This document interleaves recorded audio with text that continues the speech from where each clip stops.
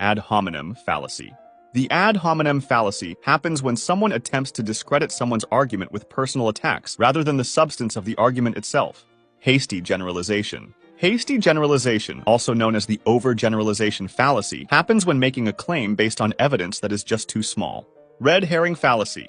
A red herring is something that misleads or distracts from a relevant or important question. It might be used to change the subject. Tu quoque fallacy. Tu quoque is a technique that intends to discredit the opponent's argument by attacking the opponent's own personal behavior and actions as being inconsistent with their argument, therefore accusing hypocrisy instead of countering the actual argument. Slippery slope fallacy. In a slippery slope argument, a course of action is rejected because, with little or no evidence, one insists that it will lead to a chain reaction resulting in an undesirable end or ends. Special pleading fallacy. Special pleading happens when applying standards, principles, or rules to other people or circumstances, while making oneself or certain circumstances exempt from the same critical criteria without providing adequate justification. Loaded question. A loaded question is a question that already contains an assumption. False dilemma fallacy. The false dilemma fallacy, also called the black and white fallacy, occurs when someone misrepresents an issue by offering only two options when more exist, or by presenting the options as mutually exclusive when they are not.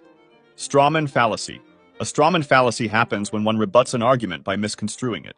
Circular reasoning. The circular reasoning fallacy is an argument that assumes the very thing it is trying to prove is true. Instead of offering evidence, it simply repeats the conclusion, rendering the argument logically incoherent. Appeal to authority fallacy.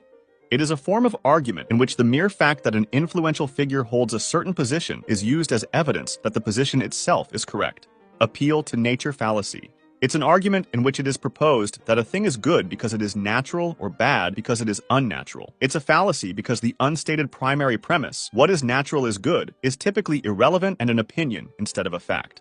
Composition fallacy. It arises when one infers that something is true of the whole from the fact that it is true of some part of the whole. Division fallacy. The division fallacy occurs when one reasons that something that is true for a whole must also be true for all or some of its parts. Affirming the consequent. Affirming the consequent is the fallacy of taking a true conditional statement, such as, if the lamp were broken, then the room would be dark, under certain assumptions like it is nighttime and the windows are closed, and invalidly inferring its converse, the room is dark so the lamp must be broken. Anecdotal fallacy. The anecdotal fallacy occurs when people use their limited personal experience to draw sweeping conclusions about a given topic. Appeal to emotion fallacy. It's a technique characterized by the manipulation of the other person's emotions in order to win an argument, especially in the absence of factual evidence. Burden of proof fallacy. The burden of proof lies with the one who makes a claim, not the one who denies it. The burden of proof fallacy happens when a person tries to remove their need to provide proof for many reasons. No true Scotsman fallacy.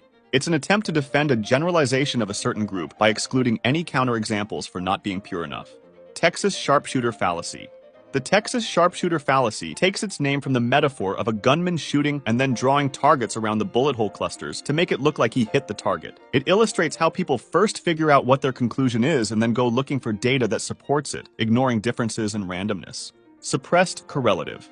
The attempt to redefine one of two mutually exclusive options so that one alternative encompasses the other, thus making one alternative impossible. Something like, I need to know if we should stop for lunch or not. You are either hungry or not hungry, which is it? If being hungry means being able to eat, I am always hungry. Personal incredulity fallacy.